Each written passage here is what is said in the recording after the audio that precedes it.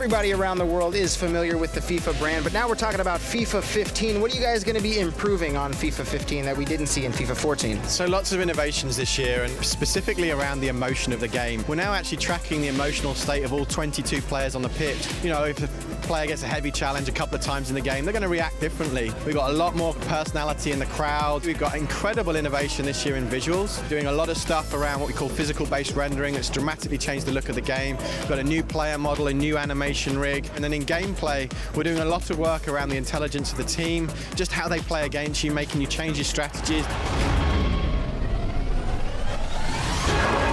How do you go through and pick and choose what you guys want to improve upon or what you want to work on and make sure that it's better? Yeah, I mean, for us, ultimately, at the end of each year, we just look at the game we've created. What are the things we want to improve? There's also always things sort of in the pipeline that we've been working on. For example, the rendering, looking at the emotion. It was just building on technology that we previously created last year.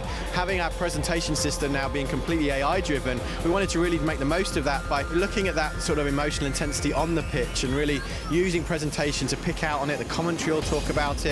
It's looking at, you know, step-based locomotion was a new innovation last year. How can we improve upon that? It's looking at all areas of the game and the things that we want to improve. It's taking fan feedback.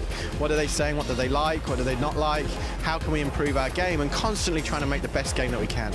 I mean, you guys have clearly done a lot of work with the crowd animations, the actual player animation. You guys are even working on the grass itself. This time, every footstep, we're actually looking at how players plant their feet, and it will leave footprints. If you do a slide tackle, it leaves slide marks. That will change depending whether it's a dry day or a wet day. We're now leaving marks on the kits as well. So creating that level of detail. If the ball hits the post, you'll see the post shake.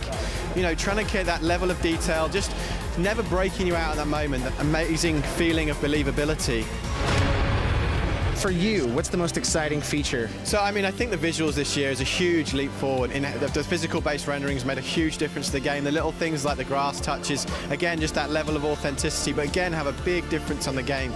But for me as well, the feeling of the game this year, the responsiveness, that feeling of control, you know, the way players are attacking, there's more variety, a little bit more time on the ball, and the possession tackles make a big difference to the feeling of the game. The ball's not popping out constantly, so you can actually maintain possession of the ball, which helps you in defending.